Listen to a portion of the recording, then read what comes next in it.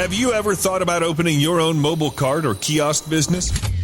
Maybe the facility you manage could establish new revenue by adding coffee, food, or retail services. Cart King International can be the answer to your needs. Cart King is a North American designer and manufacturer of the finest mobile coffee, food, and retail carts and kiosks. Cart King has been working with clients and corporations across North America for 20 years, providing innovative designs, custom manufacturing, and timely delivery. Carts and kiosks are fun, and so are the dozens of designs on our website. Please visit us today at www.cart-king.com or just call us at 1-877-986-7771 and get your sales rolling. If you find yourself in need of legal representation, it can be a very stressful time in your life. In my career, I have dealt with thousands of lawyers, I've dealt with thousands of law firms, and I can confidently recommend to you Keith M. Davidson at kmdlaw.com.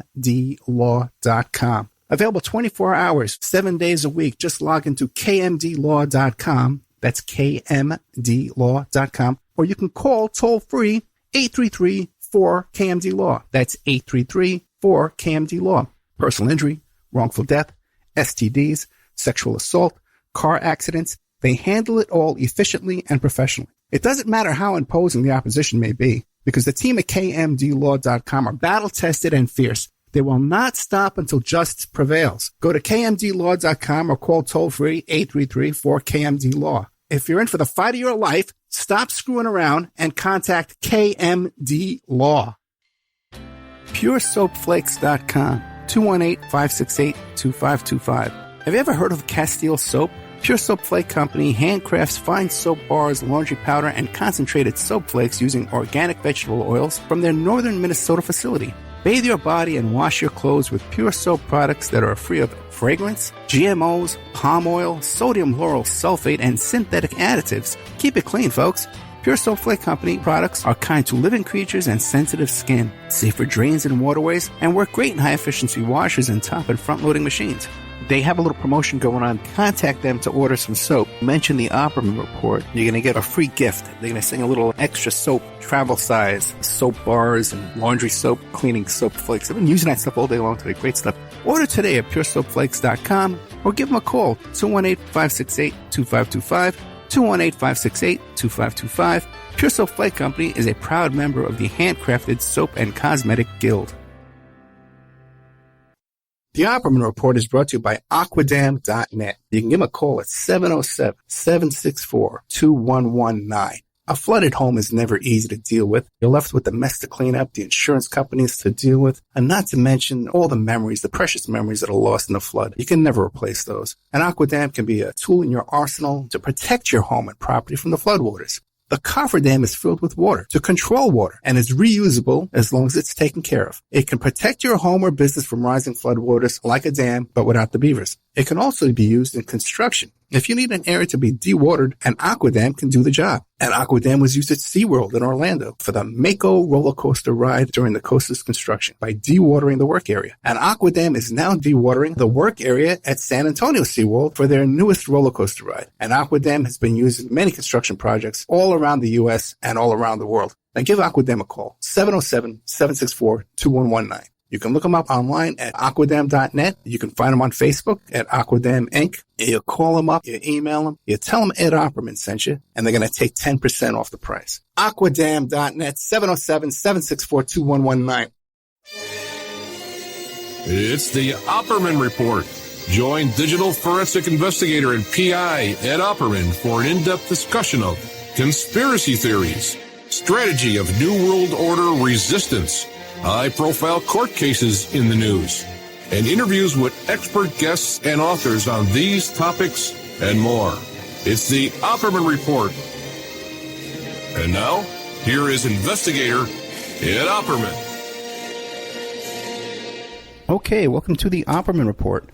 I'm your host, Private Investigator Ed Opperman. I'm the president of Opperman Investigations and Digital Forensic Consulting. You can find a link to my work over at emailrevealer.com. You can also go there and get an autographed copy of my book, How to Become a Successful Private Investigator. Okay, now we have a returning guest. We just had him on last week, but I can never get enough of Doug Caddy. I love him, okay? He just came out with a great new book, Being There, witness to history, and that's a fact. Doug Caddy has been a witness to history. He's been behind the scenes of a lot of stuff. We talked last week about the JFK assassination and about some Watergate stuff with the Robert Merritt and some stuff that really blew me away. So we didn't get to the rest of the stuff in the book, so he's gracious enough to come back. So Doug Caddy, are you there?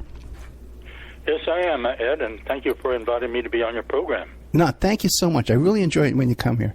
But last time, I neglected to say, to give your resume and tell the audience, who is Doug Caddy? Okay, who am I, in other words? Yeah, tell us about yourself, yeah. Okay, basically, my book, Being There, Eyewitness to History, is my autobiography, which traces my early years right up to the present time. And I start off with showing that I got involved in politics at an early age in high school. I was at LC Fortier High School in New Orleans, and at that time, Senator McCarthy was up for being censured, and I went over to a rally in favor of him in Audubon Park, and this is 1954. And the organizers of that park asked that I set up a card table in front of St. Louis Cathedral in the French Quarter and collect signatures on a petition in favor of Joe McCarthy against the censure of him. As a result, I started working with Guy Bannister, who was at that time former FBI agent, assistant chief of police in New Orleans, and later he became the handler of Lee Harvey Oswald in the months before the assassination when Oswald was in New Orleans. But this was 1954 and 55, and at that time, Lee Harvey Oswald was going into high school in New Orleans. I was going to high school in New Orleans, a different high school in New Orleans, and Guy Bannister had his office within walking distance there of all three of us. And we did not know that 8 years later, our lives would be entirely changed. As I mentioned, Lee Harvey Oswald would become the alleged assassin of JFK in Dallas, and as I mentioned, Guy Bannister would be alleged to be his handler in New Orleans before that occurred, and I later became the attorney for E. Howard Hunt, who was more than a bench warmer. In his deathbed confession, he calls himself a bench warmer. Mm. But more than that, he was actually on the grassy knoll with Frank Sturgis at the time of the assassination of JFK.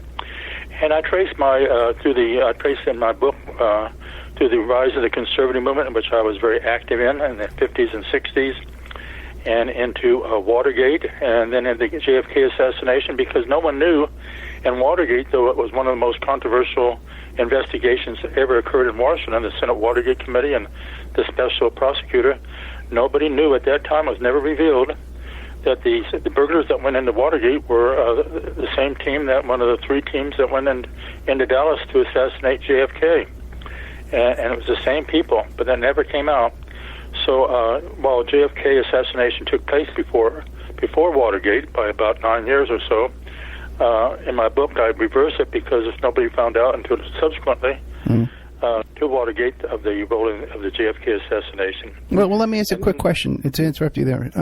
At the time when you were representing Hunt and the other Watergate burglars, did you at that time have any suspicions that they were involved in Watergate in JFK? No, I did not. I do know. I will say this: that whenever I had a conversation with Howard Hunt, invariably, and I had hundreds of conversations with him, it would always come back to the Bay of Pigs. The Bay of Pigs, and he was adamant in his criticism of John Kennedy and how Kennedy had handled the Bay of Pigs in calling off the invasion, essentially. While it was underway, basically, so many people were lost.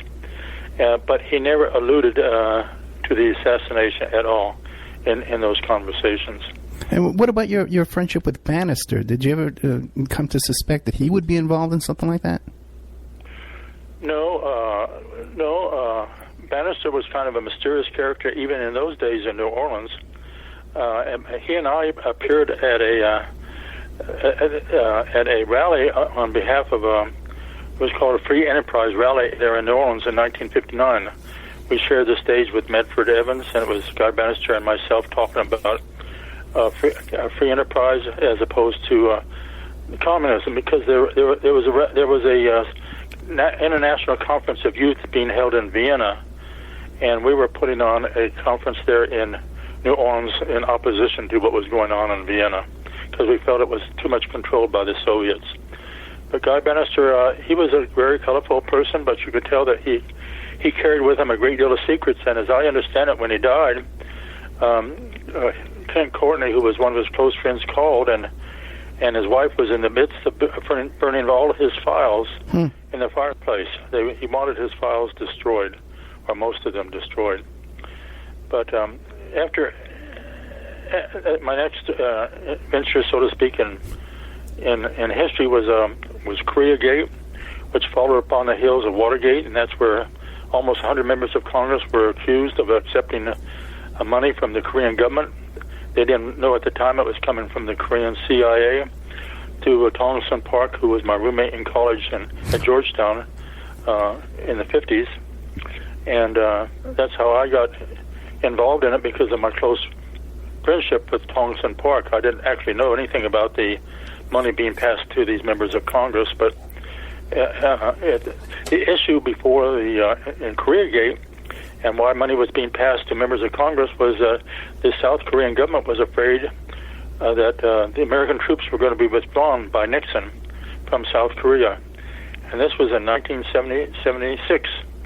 And isn't it ironic, right, 75, 76, isn't it ironic that even today that is still a crucial issue, whether our troops, we have about 30,000 troops there in South Korea, whether they're going to be withdrawn or not. So all the time that has elapsed, it's still a crucial issue. Yeah, perhaps Trump just floated that trial balloon to get those faucets opened up again with that flow of Korean money flowing back into the United States. He knows where to make a buck, that's for sure.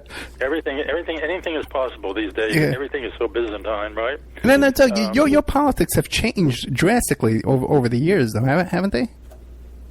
Yes, I went from really from being one of the founders of the modern conservative movement. I organized. While I was in college, the National Student Committee for the Loyalty Oath in 1958, which later became, we then organized Youth for Goldwater for Vice President in 59, and in 1960 we organized Young Americans for Freedom. And it was a rally in March of 1961 at Manhattan Center in New York City that inaugurated the mass modern conservative movement. We had 3,000 people on the inside in that auditorium and 6,000 people on the outside wanted to get inside. And the New York Times carried it on the front page the next day. And that was the beginning of the modern conservative movement. There was no mass conservative movement. There was no conservative organizations basically in those days. And but I was a conservative, but really as a result of Watergate and I would say my education at Georgetown, I was in the School of Foreign Service there to be trained as a diplomat. And between that and my eyes being open to Watergate, all the things that went on there, I evolved, and today I'm a card-carrying member of the ACLU and quite proud of doing so. I believe you supported Bernie in the last primary? I did support Bernie, yes, I did. Yeah, so did I. Yeah. Okay, and what was your role then in Koreagate? What did you contribute to that? Well, I really didn't know anything about the payoffs. I was actually in the midst of going to law school in New York City, evening law school. And in the daytime, I worked in Governor Rockefeller's office for the lieutenant governor, who was a conservative, Malcolm Wilson. And so this all took place in Washington. And so what happened was the Washington Post reporter decided to feature me in a major article on the front page of the Washington Post, being somehow involved in it. And as a result of that, I was subpoenaed to appear before the House committee that was a select committee that was investigating Koreagate, because there were so many members of the House that were involved in accepting this money.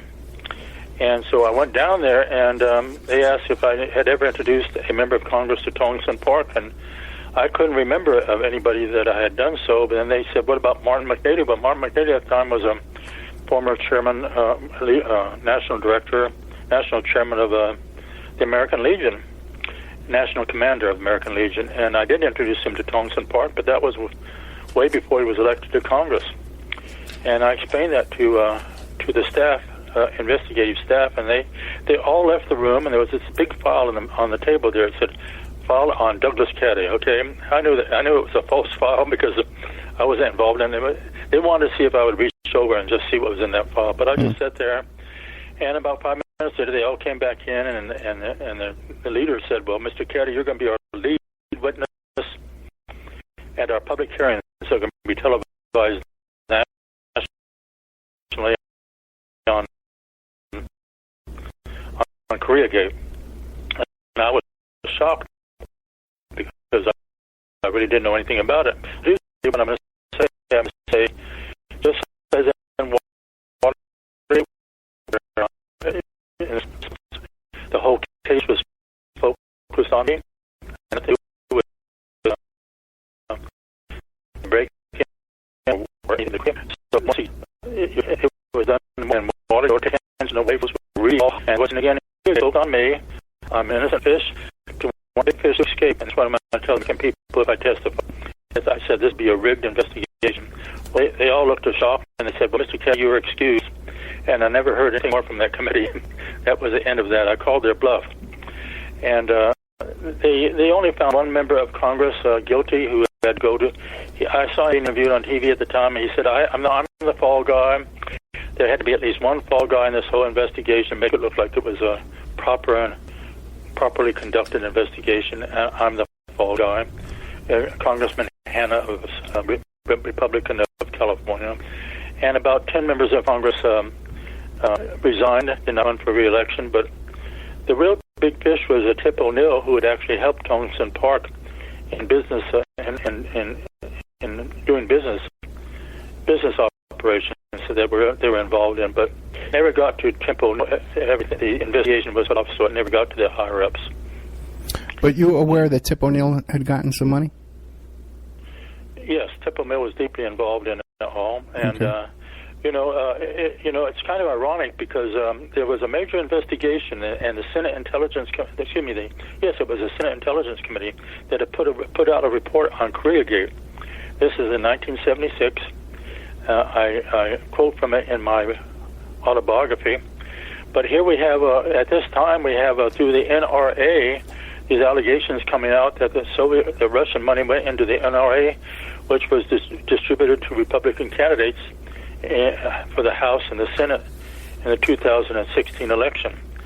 So it's just like it was with Koreagate. It was foreign money coming into this country, but in this case it was a disguise through the NRA, National Rifle Association. And as you know, last week the Justice Department, the Treasury Department issued a regulation very quickly, right, saying that the donors and the financial records of the NRA do not have to disclose publicly anymore. So the cover-up is underway as to foreign money coming into our country from Russia and going right into the hands of politicians for their re-election. And if you notice, too, that's not being reported by either side. That's not being reported by the Democrats or the MSNBC or Fox News, that new regulation that they passed. Yes, it's a major change, and it was done very, very early. Actually, it was done after they arrested that young woman. Right. I would say young woman. I guess she's about 35 years old. Who's been alleged to be a spy, and she was very active in the NRA, and apparently it was the conduit for much of the money from Russia into the NRA. And the judge ruled that she's being held without bail. She's locked up. She hasn't been released, and the Russians have demanded that she be released, but they're not going to release her because she has so much incredible information, which our prosecutors of our country want before, and she's going to go to trial. And so we'll learn a great deal about how foreign money came into the election, into the 2016 election, not only for president, but for the House and Senate races, as a result of the trial of this young woman. Yeah, it seems like the Russians had a lot more influence than we even first believed. The Russians' intelligence, I think, is in many ways superior to ours. They think in the long term, decades ahead. And I was just reading a report by a Russian defector of about 20 years ago, in which he outlined exactly how what their plan, which they said started 80 years ago against the United States, and they painstakingly have pursued that plan to really to bring our country down, to destroy our democracy. And I think they're on their way to doing it unless something happens. Yeah, because it doesn't seem like we're taking any steps to prevent. But it also seems like so many of these congressmen are have their hand out as well. Like Rohenbacher seems like to be mixed up in everything. Yes, he does. That's that congressman from Orange County there. Yeah.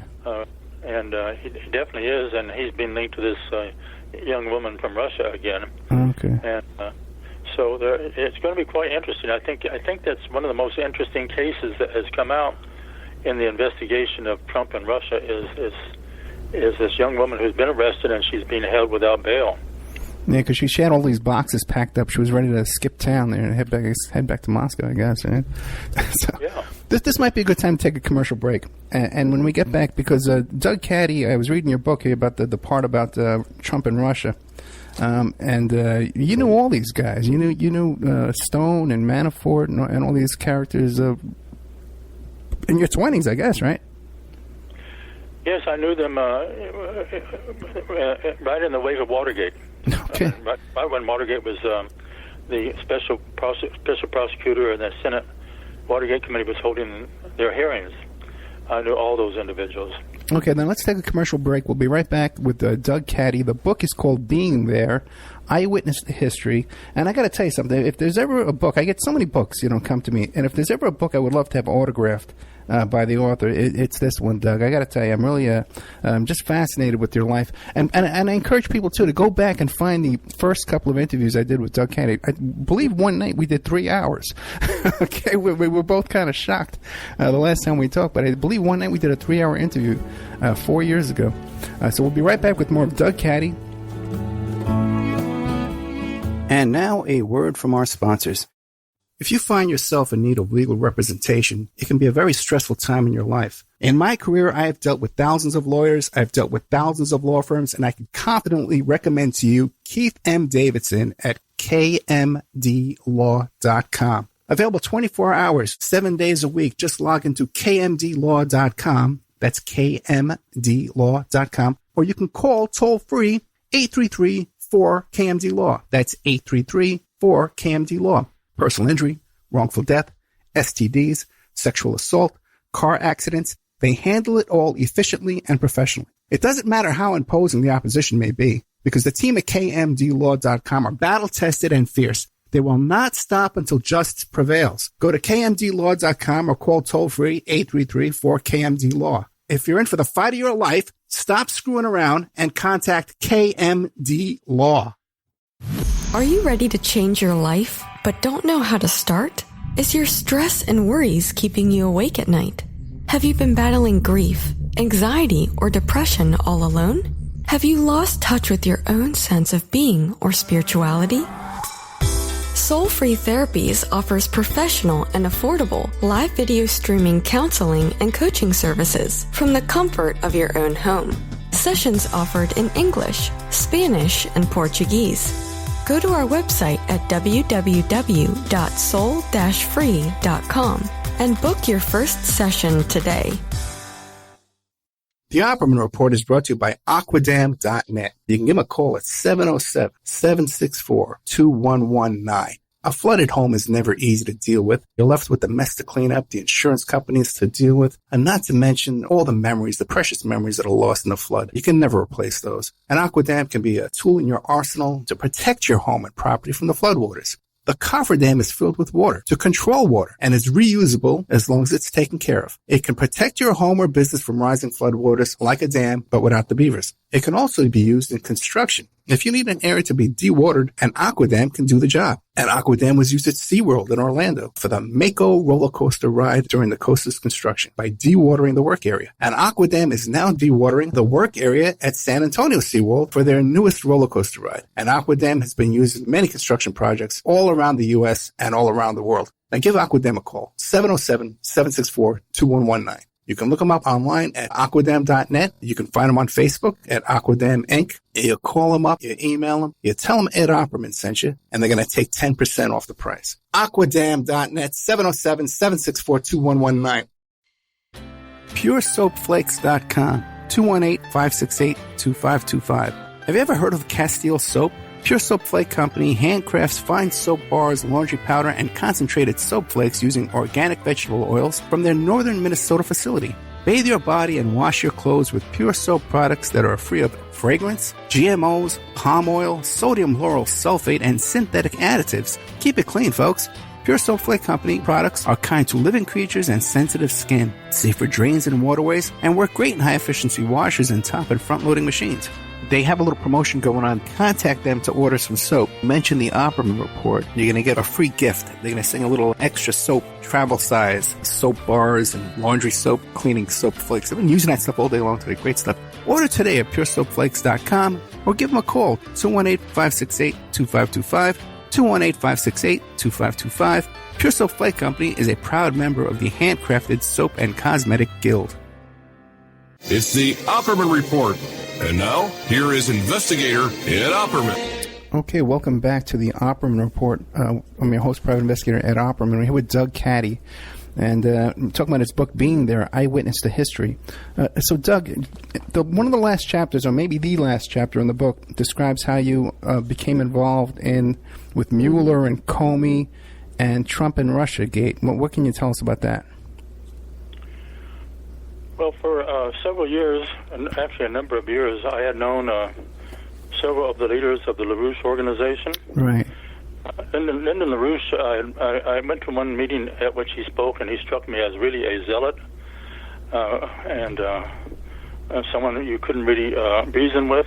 He had his own views, and he didn't entertain anybody to challenge them. But he had 3 or 4 fellows underneath him who were very reasonable, and they were extremely bright and intelligent, and I always found the information that they provided to be really very valuable, and it wasn't slanted in any way. And one of them was Harley Schlanger, and so I received a phone call from Harley Schlanger in January of 2016, and he said that he would very much appreciate if I could introduce him to Roger Stone.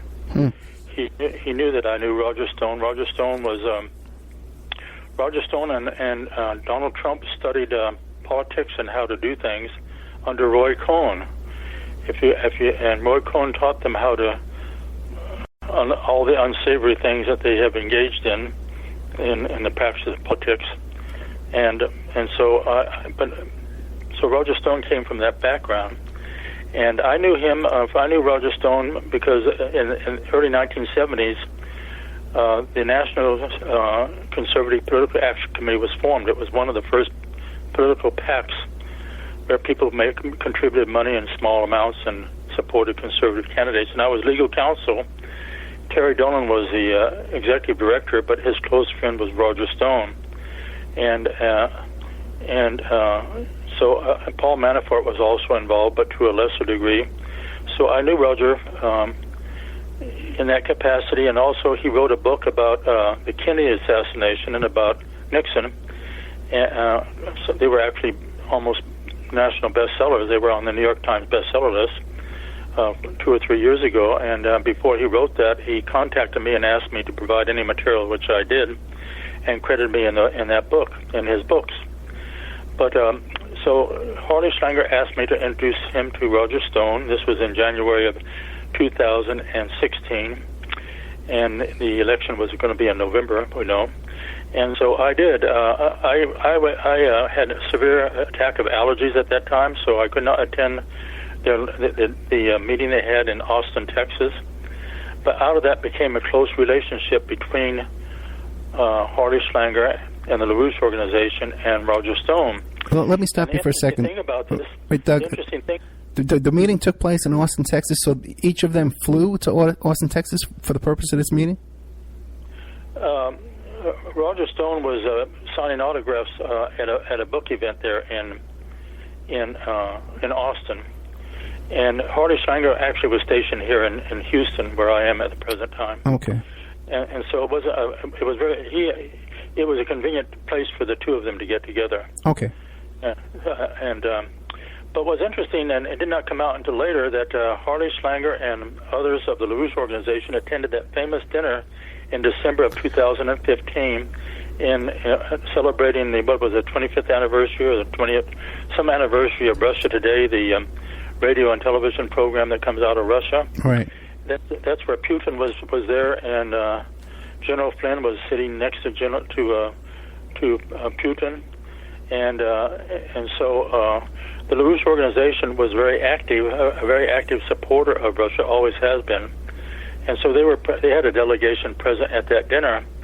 And what I read into this later on, and I asked that it be investigated, was whether Harley's assignment came out of that meeting there.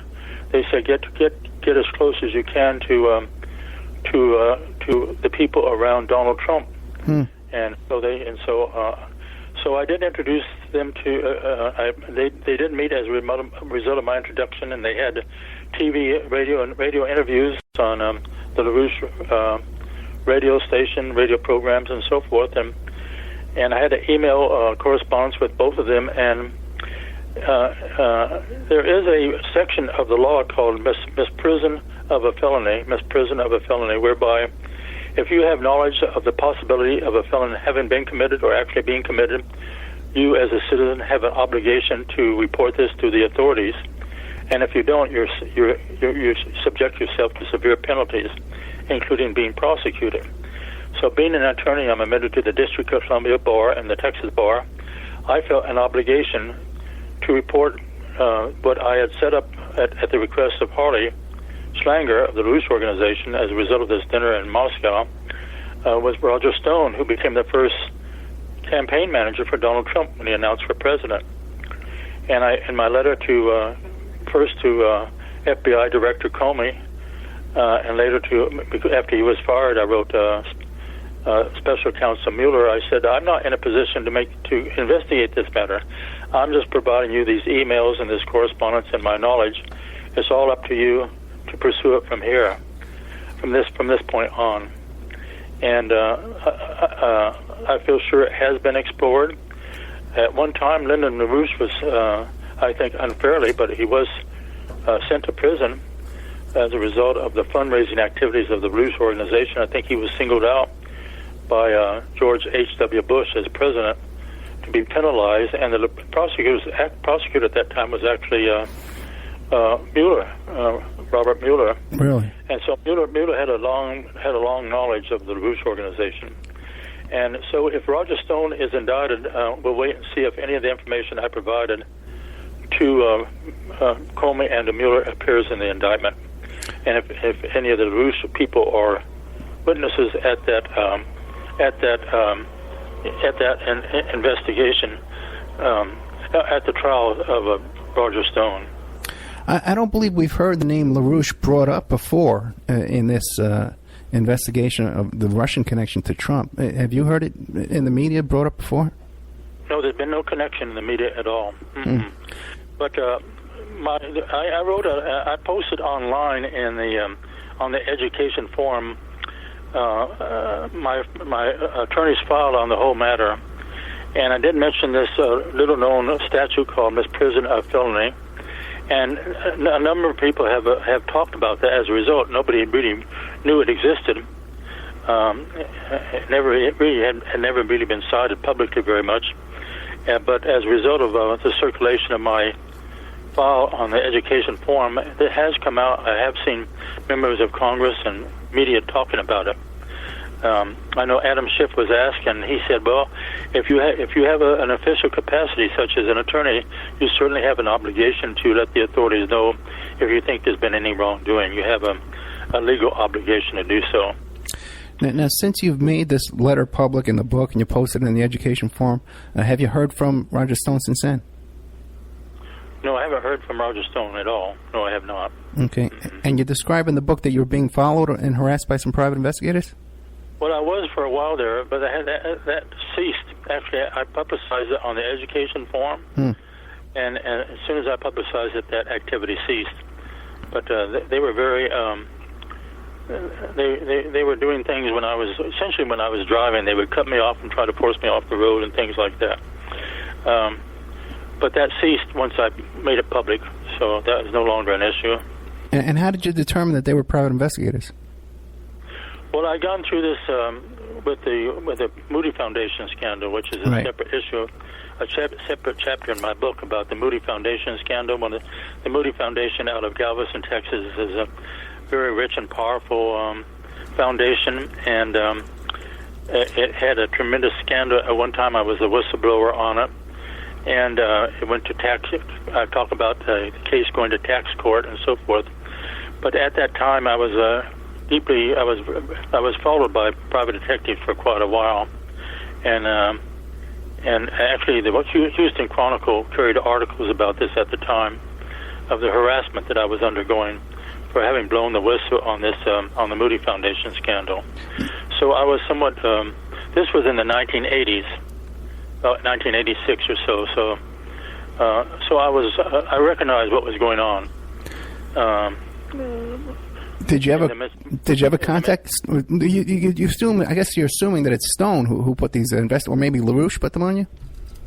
Oh no, I don't think. No, I think it was the Trump organization. Oh, okay, yeah, that would make sense too. They don't want this brought out. They were trying to cut this whole thing off, and they're involved right now. Is my understanding they're involved right now in formulating plans to go after anybody they consider a vociferous opponent of Donald Trump or his policies and so forth. They'll go after them in different ways, maybe using the IRS and agencies and so forth. It's about time he got up to speed on that kind of thing. He's been in office about a year and a half and hasn't really gotten organized and to go after his enemies as he's attempting to right now. What can you tell us about? There's a story in here about why you think that Roger Stone is a sociopath or a psychopath, you called him, because of an incident when you were walking down the street one time? Well, yeah, I was called by, I recounted this many years ago to a commentator from Fox News who had called me about Roger Stone. But this is when I was legal counsel of the National Conservative Political Action Committee. And Terry Dolan and Roger Stone and I had lunch there in Roslyn, Virginia, which is right across the Potomac River from Washington. And we were walking down the street afterwards.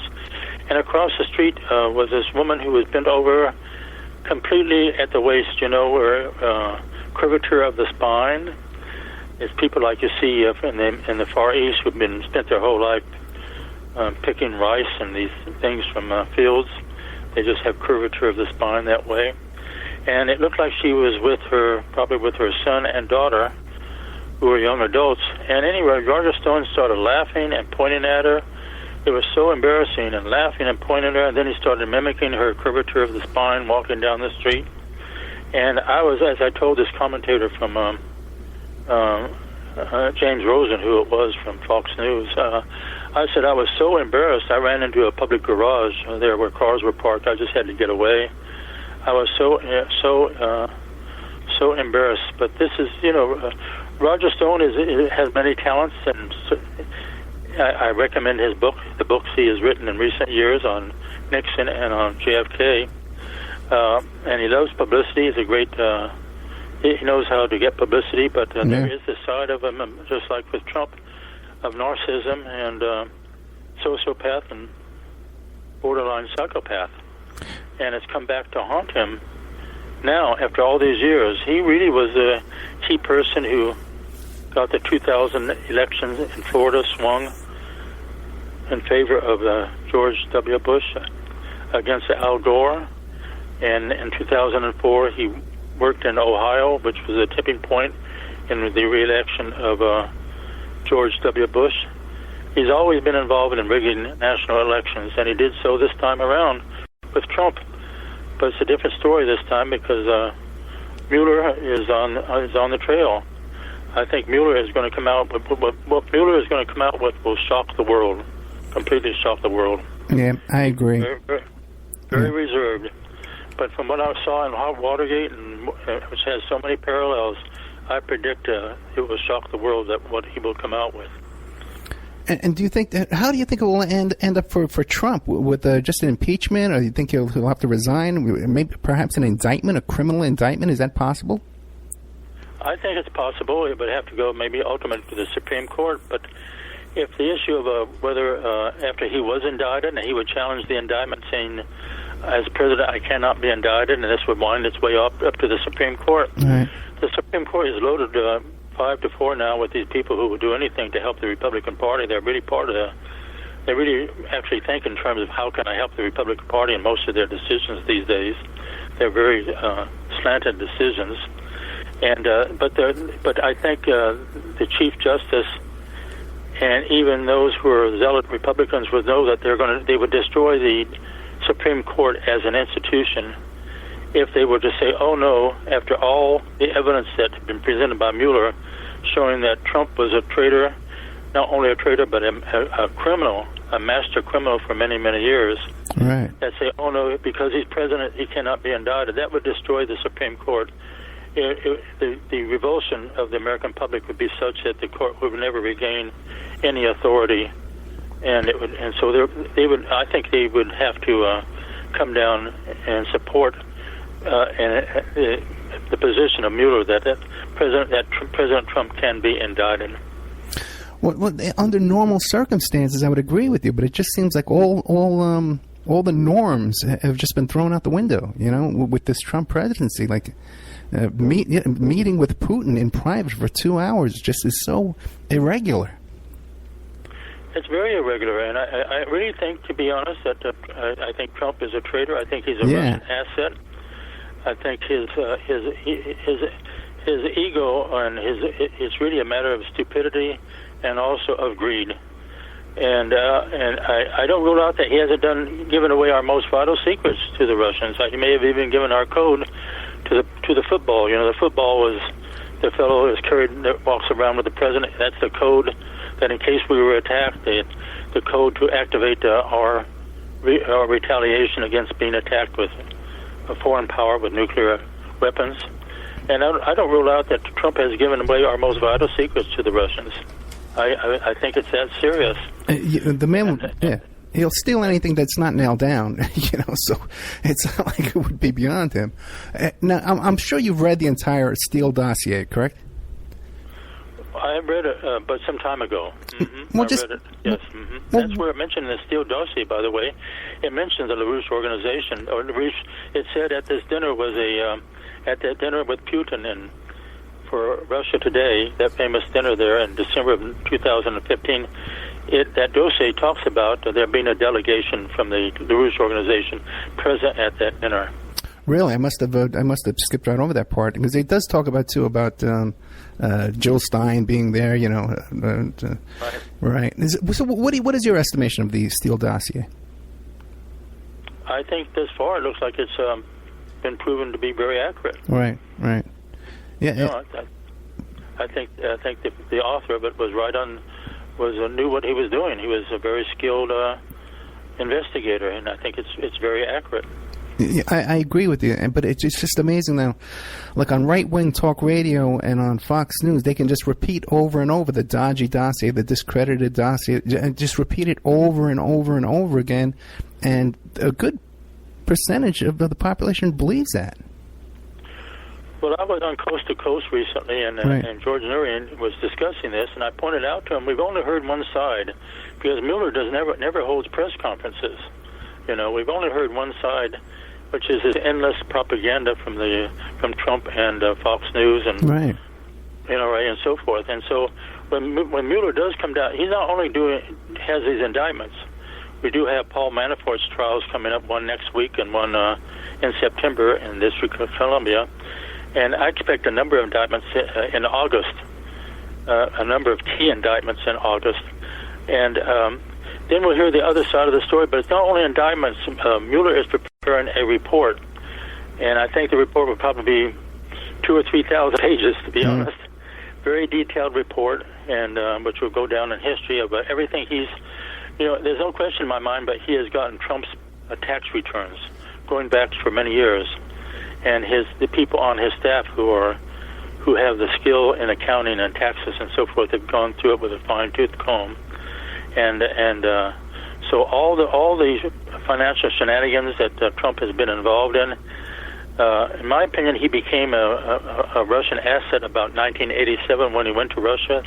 that was the first time he went to Russia, and he came back praising how he'd been treated in Russia. He gave these press conferences saying he had such a wonderful trip to Russia, and he announced he was running for president. This was this would be in 1988,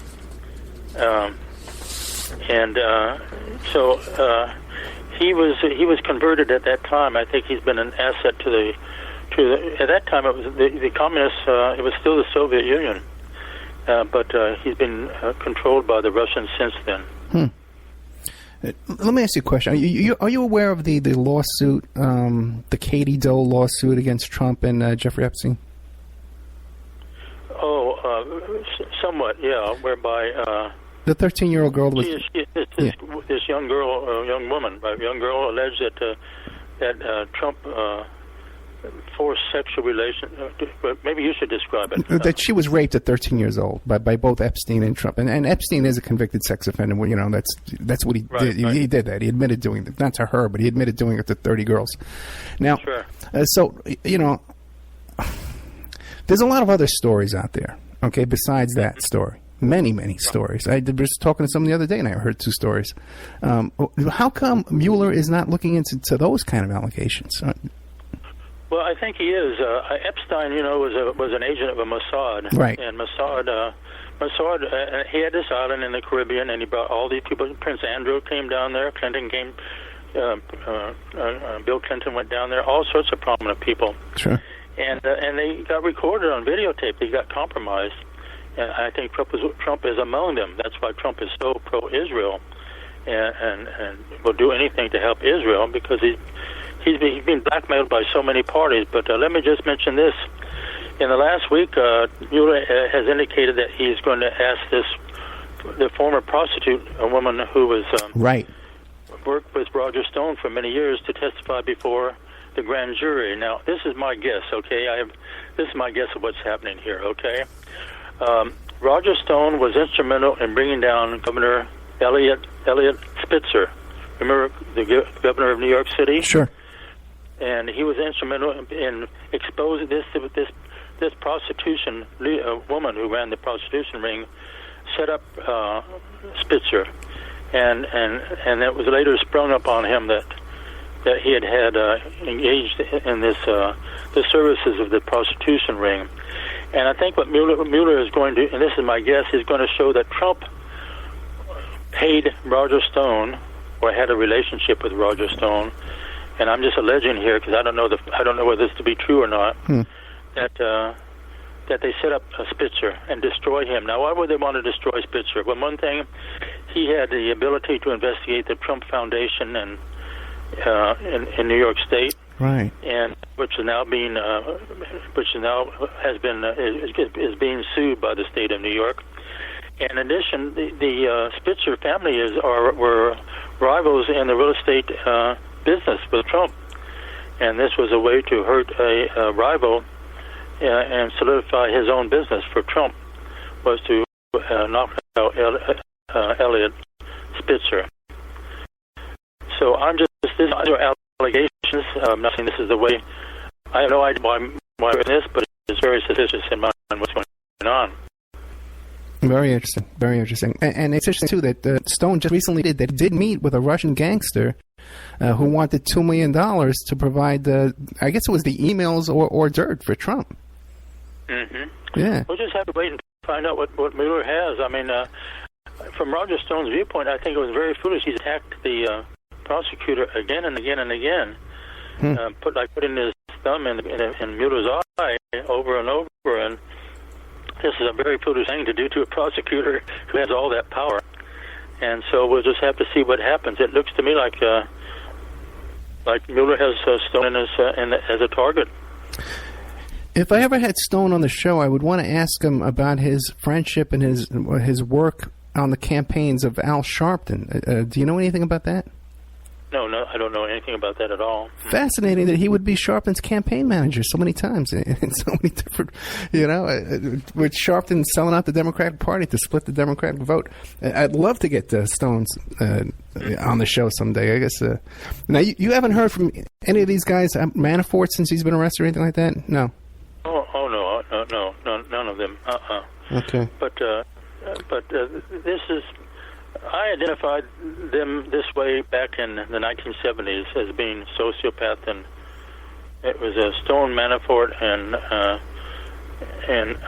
it was Black Manafort and Stone. That was the firm, right. The public relations firm, lobbying firm that they created, and this is the way they acted in those days. You know, they could get away with it in those days because under Reagan, anybody who was close to Reagan benefited very much. But now it's come back to haunt both Manafort and Stone. Yeah, the Black Manafort and Stone firm was known as the dictators, the terrorists, no, the torturers PR firm, because they would represent all these dictators who were famous for torturing their own citizens. Right. Yeah. But Roger Stone, you know, he's obviously a very talented political operative. It's just at this time, it looks to me like, I mean, he's a charming in person. He's a very charming person. It looks to me like he just went too far and got caught this time. But we'll have to wait and see. Yeah. Is there anything else about the Trump-Russia situation you'd like to share with us before we move on to another topic? Do I have anything else about? Is that what you're asking? Do Yeah. you have anything else? Anything else to share? Trump or Russia? Yeah. No, I do not. Okay. Then what would you like to cover now? When you were the threat to your life in this Moody situation, you want to talk about that, or Well, what happened was in 1979 I moved from Washington D.C. I had, in the wake of Watergate, which went on from 72 to about 76. I actually had dinner with Howard Hunt in 1975, just as he was getting ready to go to prison to serve those 3.5 years. And so in 1979, I decided that, well, Washington was not for me anymore. I'd seen too much and been too soured by what I saw. So I came to Texas. My parents lived in Texas, and so I went to work in the Governor Clement's administration under the Secretary of State George Strait, and I was essentially director of elections for the state of Texas. There are 254 counties, and what I did in 1980 was almost and teach officials how to administer the elections, because at that time there were 6 different types of voting machines that were being used. But I had a call from Howard Phillips, the Conservative Caucus out of Washington. He was one of the founders of Young Americans for Freedom, and he said that the Moody Foundation wanted to give a grant, but it had begun given to a Texas corporation, nonprofit corporation, and would I form one, which I did, Texas Policy Institute, and they got a grant from the Moody Foundation to put on a conference on Star Wars. Before Reagan announced Star Wars, we had a conference here in Galveston on Star Wars. But as a result of that, Robert Sherman Moody, who's one of the 3 trustees of the Moody Foundation, got a call from his former lobbyist, Jimmy Day, who was in prison in Midland, Texas, Big Spring Prison. And he went to prison not for anything he'd done for Moody, but he had gone to Washington after he left Moody's employment, and he stole stationery from the White House when he was a visitor at the White House there. They wrote letters on the White House stationery to praise James, the praise to be skilled lobby. But the point is, he simply saw this next to me. He's here in prison. He wants to speak to Sherman Moody. And Billy Solestis was the bagman and silent business partner of Lyndon Johnson from the very beginning, all the way up to when Johnson was start of his political career in 1948, when he rigged that election and got elected U.S. Senator on up to the presidency. And so he said he wanted to tell what he knew. But Lyndon Johnson had died in 1973, and this call came in 1983. So I went up and visited Billy Saul Estes in prison and suggested to him that he write a book. And he said he would think about it. When he got released, he called up Sherman Moody again, the trustee, and said he did want to write a book. He had given the idea to his daughter, Pam Estes. She wrote a book called Billy Saul Estes, King of the Wheeler Dealers, which was widely reviewed and really very well written. And it was about what happened to the family while he was in prison. He had 2 prison terms. Billy Saul Estes had 2 prison terms. But it wasn't about anything that he knew. It was all about what the family went through while he was in prison. So he wanted to tell his story. And so I went up and visited with him, and the Moody Foundation agreed to a grant that would be going through the Abilene Christian University. And then two things happened. Billy Solis has testified before the Robertson County Grand Jury here in Texas about a murder of a Department of Agriculture employee who had stumbled upon and put together the criminal activities involving Billy Solis and millions of dollars had gone astray. And he was killed, and at the time in 1961, the investigation that really was suicide. But he used a rifle to shoot himself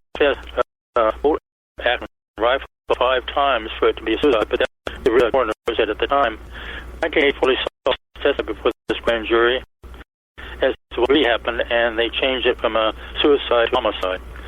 And then Billy Solis said, well, I need to have immunity from federal immunity if I'm going to tell what I know. And so I was working with Edward Miller, a former assistant director of the FBI, on putting together a foundation, Moody Foundation seminar on terrorism.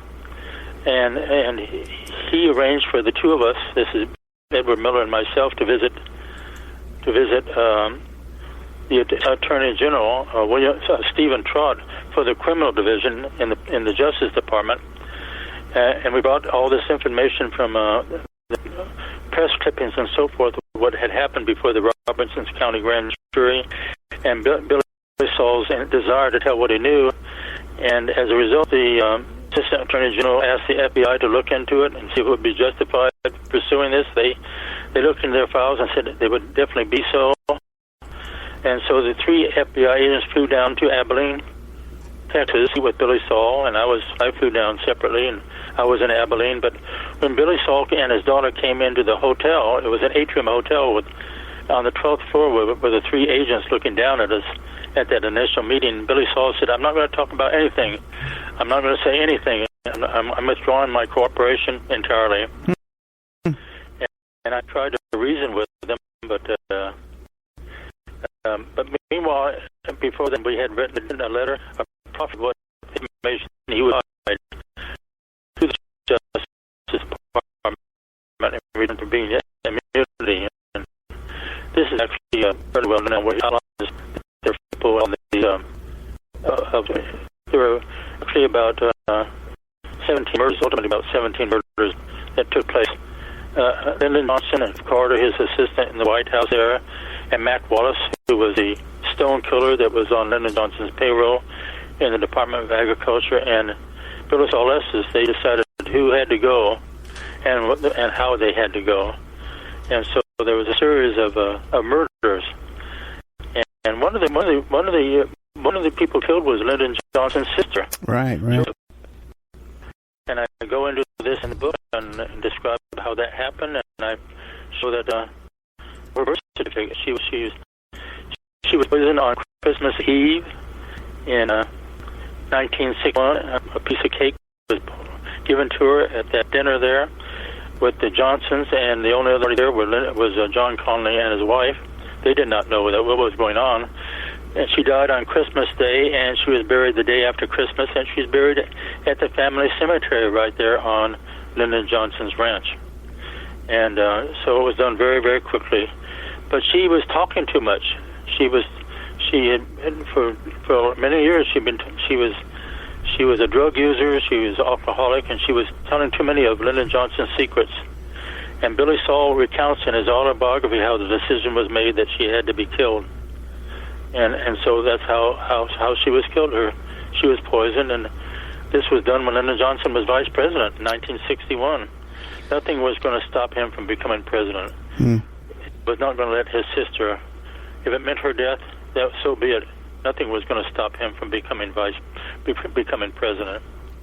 Doug, I can't thank you enough for coming on the show. You're a fascinating font of information and insight into everything you discuss.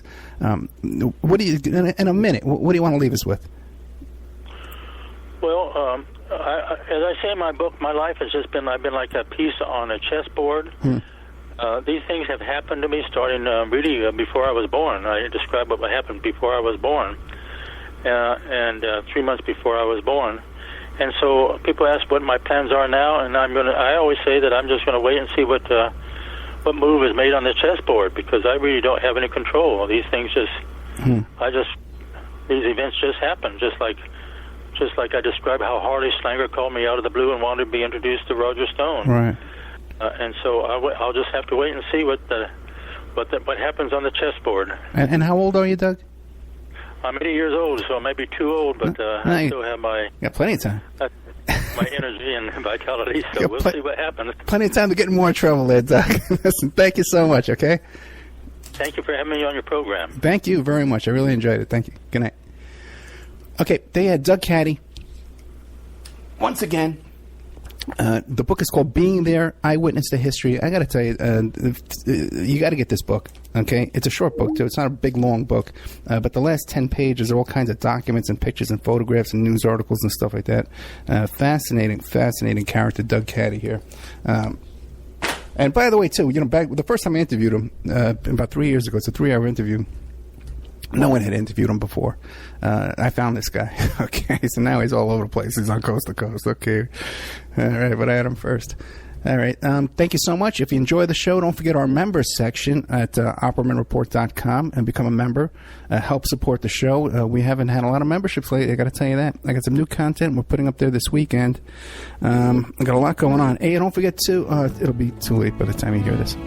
And now a word from our sponsors. EmailRevealer.com. People ask me all the time, hey, Ed, are you still a private investigator? I sure am. Go to EmailRevealer.com. We handle adoption investigations, infidelity investigations, where you give us your spouse's email address. We trace it back to online dating websites, catch them cheating online. Email tracing, locate or identify somebody from as little as an anonymous email address. Someone owe you money? Back child support? We can find that deadbeat, locate his hidden assets, locate his hidden bank accounts, find his current place of employment, and even assist you in obtaining a judgment and recover that judgment for you. EmailRevealer.com. Digital forensics, computer forensics, cell phone forensics, recover deleted text messages. Create a report that you can use in court. EmailRevealer.com. 800-572-9762.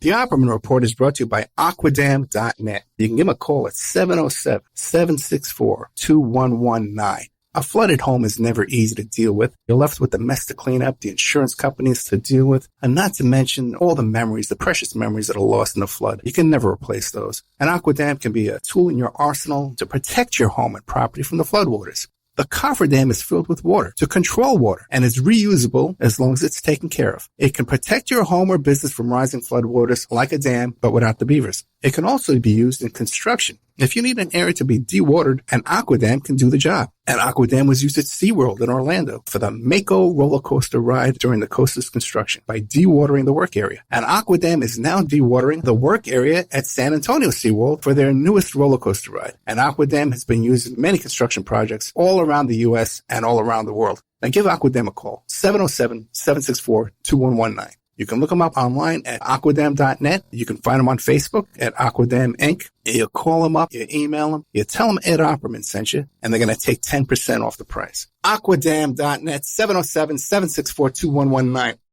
Have you ever thought about opening your own mobile cart or kiosk business? Maybe the facility you manage could establish new revenue by adding coffee, food, or retail services. Cart King International can be the answer to your needs. Cart King is a North American designer and manufacturer of the finest mobile coffee, food, and retail carts and kiosks. Cart King has been working with clients and corporations across North America for 20 years, providing innovative designs, custom manufacturing, and timely delivery. Carts and kiosks are fun, and so are the dozens of designs on our website. Please visit us today at www.cart-king.com or just call us at 1-877-986-7771 and get your sales rolling. If you find yourself in need of legal representation, it can be a very stressful time in your life. In my career, I have dealt with thousands of lawyers, I've dealt with thousands of law firms, and I can confidently recommend to you Keith M. Davidson at kmdlaw.com.